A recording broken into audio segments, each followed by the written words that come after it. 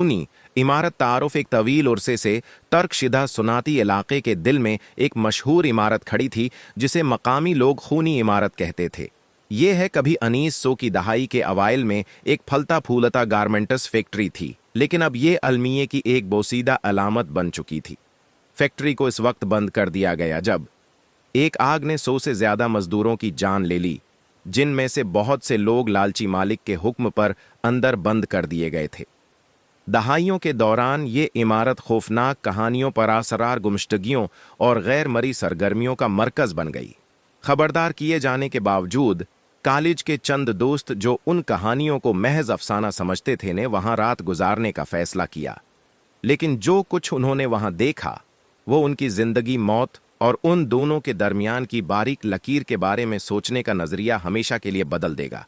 कहानी ये सब एक सर्द अक्टूबर की शाम से शुरू हुआ। नाथन, जो एक महमजोई का शौकीन था, ने अपने दोस्तों माया, एक शक करने वाली सहाफ़ी, एल्क्स, एक टेक्नोलॉजी से मोहब्बत करने वाला प्रासरार सरगर्मियों का माहिर, और सारा, एक शर्मीली लेकिन तजस्सुस भरी तारीख दान को खूनी इमारत में रात गुजारने का चैलेंज दिया। टार्च, कैमरे और एक ओइजा बोर्ड के साथ उन्होंने सच्चाई जानने के लिए इमारत का रुख किया। जैसे ही ग्रुप इमारत के करीब पहुंचा, इन पर एक खौफनाक एहसास तारी हो गया। फैक्ट्री चांदनी रात में एक देव की मानिंद खड़ी थी। इसकी टूटी खिड़कियां ऐसे लग रही थीं जैसे खाली आंखें उनकी रूह में झांक रही हूं। नाथन ने लोहे के गेट को धिका दिया जो चरचराया और सब अंदर दाखिल हो गए।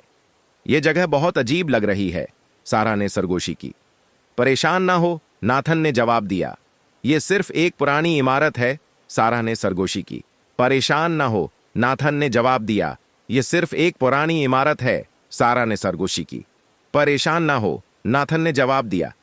ये सिर्फ एक पुरानी इमारत है, सारा ने सरगोशी की। परेशान ना हो, नाथन ने जवाब दिया। ये सिर्फ एक पुरानी इमारत है, सारा ने सरगोशी की। परेशान ना हो, नाथन ने जवाब दिया। ये सिर्फ एक पुरानी इमारत है, सारा ने सरगोशी की। परेशान ना हो, नाथन ने जवाब दिया। ये सिर्फ एक पुरानी इमारत है, सारा ने सरगोशी की। परेशान ना है। लेकिन जैसे ही वो अंदर दाखिल हुए, भारी दरवाजा उनके पीछे बंद हो गया, जैसे कि वो उनको अपने शुकुंजे में ले रहा हो। इमारत के अंदर एक भूल भलियां थीं, जंग आलोद मशीनरी, गल सड़ती लकड़ी और गड़ती हुई पींट के साथ। हवा में फफूंदी और एक धाती बो थी, कुछ ऐसा जैसे खून की बो। माया को दफ्तर में पुराने रजिस्टर मिले जिनमें खौफनाक काम के हालात और आग वाले दिन की तफसीलात थीं। इलेक्स का AMF डिटेक्टर बेतरतीब तरीके से सिग्नल दे रहा था, हालांकि वहां बजली नहीं थी। नाथिन अपनी महमजोई की आदत से मजबूर होकर ऊपर की मंजिलों पर चला गया, जहां उसने फर्श पर एक अजीब सरख दाग देखा जो ताज़ा मालूम हो रहा था। दूसरी तरफ सारा को तह खाने की तरफ एक नाकाबिल वजाहत कशिश महसूस हुई। वो चरचराती सीढ़ियां उतर गई, उसके हाथ में टारिच लर्ज रही थी। वहां उसने एक आरजी मजार देखा, पगली हुई मोमबत्तियां, मजदूरों की पुरानी तस्वीरें और एक जली हुई गुड़िया। दोस्तों, तुम्हें यह देखना चाहिए, सारा ने आवाज दी। उसकी आवाज अजीब गूंज के साथ सुनाई दी। जैसे ही वो सब तह खाने में जमा हुए, माहौल की घटन से सांस लेना मुश्किल हो गया। अचानक ऊपर छोड़ा गया वैजा बोर्ड खुद ब खुद हरकत करने लगा और एक खौफनाक पैगाम लिखा। चले जाओ। नाथन ने यह हंसी में उड़ा दिया, लेकिन माया ने निशानदही की कि कोई भी बोर्ड के करीब नहीं था, तो नाथन की खुद एतमादी कमजोर पड़ गई। दर्जा हरारत गिर गया और एक कम गराहट जैसी आवाज ने इमारत में गूंज पैदा की। ये क्या था? एल्कस ने खौफजदा आवाज में पूछा। इसी वक्त ऊपर की मंजिल की मशीनरी जिंदा हो गई। सलाई मशीनों की आवाज और चीखों ने हवा को भर दिया, हालांकि ऊपर कोई नहीं था। ग्रुप को एहसास हुआ कि वो अकेले नहीं थे। एल्केस की तहकीक से पता चला कि ये इमारत इन रूहों के लिए एक जाल का काम कर रही थी जो कभी यहां जिंदा जल गई थी। आग एक हादिसा नहीं थी, बल्कि मालिक के लालच और साजिश का नतीजा थी। उन्होंने रूहों को आजाद करने के लिए एक रसूमाती अमल करने का फैसला किया, लेकिन इमारत ने मुजाहमत की।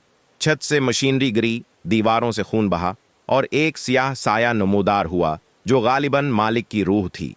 ग्रुप ने एक दूसरे के हाथ थाम कर दुआएं पढ़ीं। सियाह साया उन पर हमला आवर हुआ, नाथिन को दूर फेंक दिया। माया को भूतिया हाथ आग की तरफ घसीटने लगे। आखिरी दुआ के साथ रोशनी है कमरे को भर गई। चीखती हुई रूहें खामोश हो गईं और साया तारीकी में तहलील हो गया। इमारत उनके पीछे मुनहदम हो गई।